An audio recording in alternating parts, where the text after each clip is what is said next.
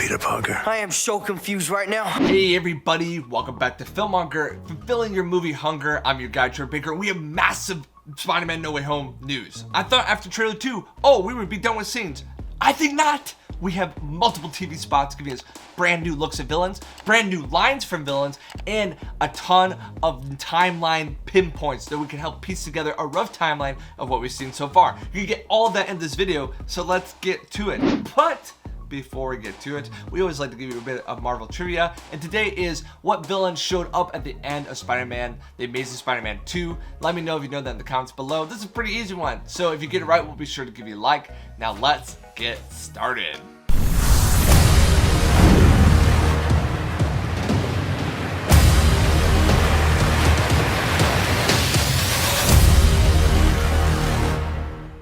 I thought we were done with scenes, and then all these TV spots came out, and I haven't seen a ton of people showing them, so we're going to show them to you. We're going to show you the unique points, and we're going to walk you through what's really worth noting. So first things first, we get clearer and closer looks of Electro, Lizard, and Sandman. We don't get too many more looks at Green Goblin, and Doc Ock does have a lot more sequences, but I really like that we got some clearer looks at these villains that were kind of teased in the second trailer. The real thing that I really liked outside of Sandman and Lizard, getting to see them a little bit closer, is that we got a better look at Jamie Foxx's Electro. I was actually really bothered by trailer number 2 because the Electro looked very CGI, it was very hard to see, and it didn't really look like Jamie Foxx. Is like, what have they done? We get actually really good close looks in these TV spots, even get him saying, "You're not going to take this away from me." And the main story arc point that we need to point out is emphasis on the arc is that Electro is rocking a Tony Stark reactor. So very similar to Whiplash and Iron Man 2, he's got a reactor that is apparently powering him, but it's clearly powering him through, it's not just emitting electricity, it's going through his body as well. And this arc reactor is post him discovering the new element. So it's not old arc reactor like Whiplash was rocking, it's the new element one. Now, what that makes me believe is that Electro is actually from a timeline where Tony Stark is there and he got a hold of that arc technology, whether he was working for him or maybe he's super smart like Whiplash and came up with his own. All that being said is that is not from the Amazing Spider-Man 2 timeline. I think we need to shut down any narrative that this is from the Amazing Spider-Man 2's Electro at all. I don't think so. Once again, I keep saying that Electro did not land with the audiences. I know some people say they liked it. It did not. This is a new Electro, probably one that's got out of Tony Stark, maybe he's a primary villain of Tony Stark, who knows, but he is entering obviously the MCU with an arc reactor, which is very, very notable. The next thing, we actually get a listen of the Lizard, and I mean listen because there's not much to hear outside of this ginormous. Was that a dinosaur? Exactly, like James was saying, it sounds like a dinosaur. So with Electro not probably being from the Amazing Spider-Man 2 in that story point, not the same, it's same actor, not same situation and character of that story. I think the Lizard might fall in the same place. The Lizard is more distinguished than the Amazing Spider-Man, and so to see him be more like primal and like prehistoric, right? I think we might be having a more visceral, violent Lizard, which I think would be super cool. So I'm interested to see how that pans out. We even have that sequence where he's jumping at Tom Holland, so it is interesting at the very least. On top of that, we get some more lines from Doc Ock, and these lines are really, really important. There's some fun ones like this. You think your fancy new suit's gonna save you? Looks like we got competition. Where he's referencing that, he's got tentacles just like me, or arms to fight.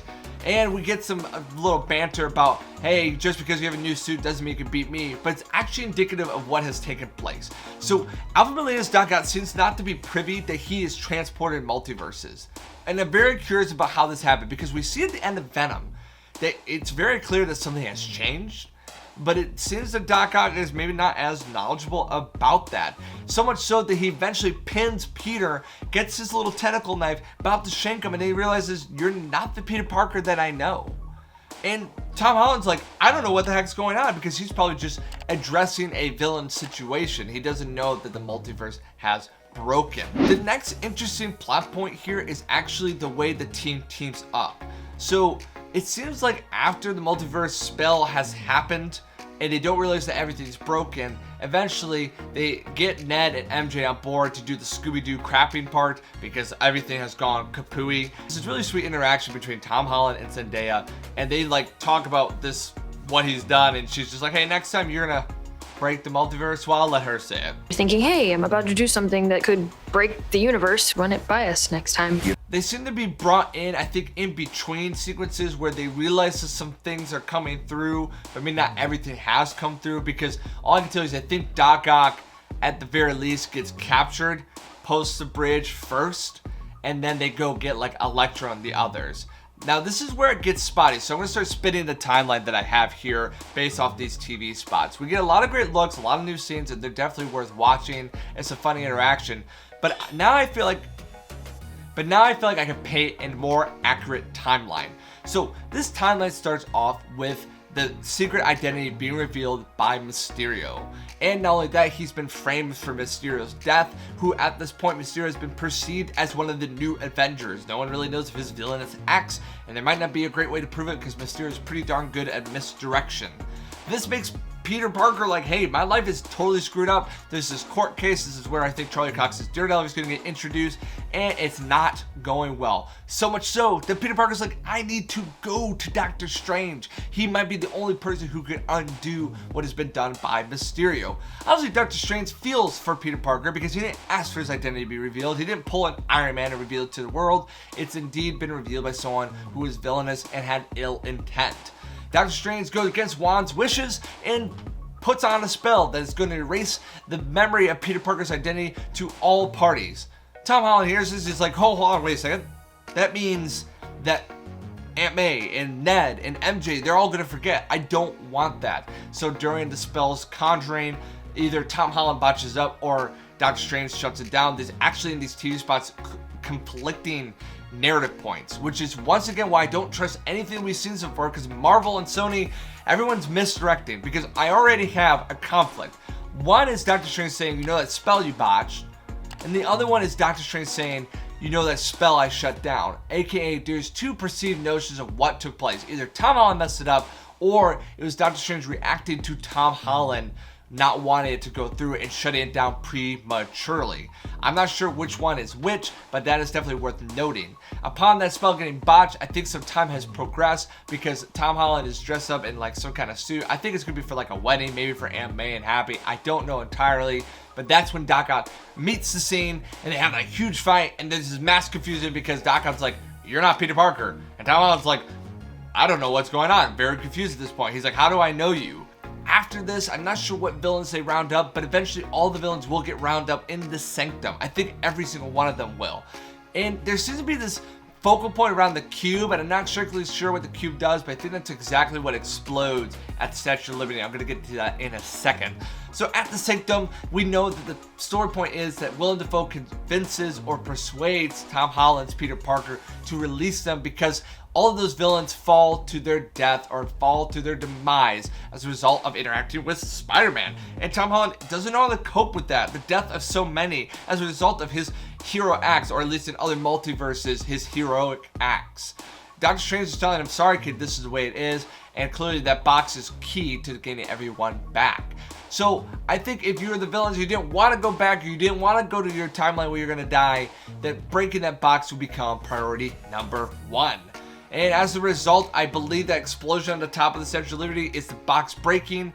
And before Doctor Strange ends up on the top of the Statue of Liberty with all the cracks in the sky, some kind of scaffolding showdown takes place, because we do see the scaffolding all strewn across the ground. We see the ladder and all that in that ending scene where all the cracks are in the sky. I don't know what that leads to. I do not think this is anywhere near the end of the movie. Like I said earlier, I think this is like a 1/3 of the movie. And I don't know what happens when those cracks, because I don't think it's those cracks in the sky and everyone comes forth.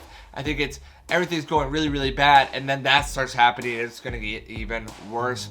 Who's to say what happens? Maybe that's when Tobey Maguire and Andrew Garfield come through. I don't know. Anyways, guys, thank you so much for watching. The answer to that Marvel question, by the way, is indeed Rhino. Will Rhino show up in this film? I don't know. But he was at the end of the Amazing Spider-Man 2 and they were trying to do their Sinister Six. Let me know what you guys think about these TV spots. Tell me your timeline of Spider-Man No Way Home. I'd love to hear it. And as always, guys, if you like Marvel news and you want to get more, this is the place to get it. We do behind the scenes, bloopers, and all theories, Marvel news, and definitely Spider-Man No Way Home. So subscribe, turn notifications, and be sure to like this video. And as always, guys, thank you so much for watching. Until next time, I will see you later.